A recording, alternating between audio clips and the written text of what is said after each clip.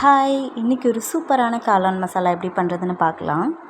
அதுக்கு ஃபஸ்ட்டு கடாயில் எண்ணெய் போட்டு எண்ணெய் சூடானதுமே சோம்பு போட்டுக்கோங்க. அப்புறமா இதில் வெட்டி வச்சுருக்கிற ஒரு முழு பெரிய வெங்காயம் அதையும் போட்டு நல்லா குக் பண்ணிக்கலாம்.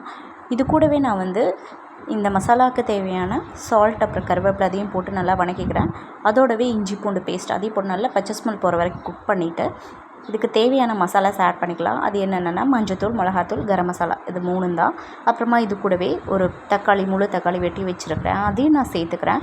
ஸோ தக்காளி நல்லா மசிஞ்சு குக் ஆனதுமே வெட்டி வச்சுருக்கிற காளான் இருக்குல்லையே அதையும் நம்ம ஆட் பண்ணிக்கலாம்.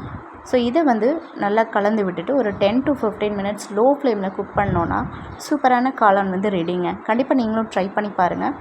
நீங்கள் என்னோடய சேனலை ஃபர்ஸ்ட் டைம் பார்க்குறீங்கன்னா மறக்காமல் தயவு செஞ்சு சப்ஸ்கிரைப் பண்ணிடுங்க. Bye.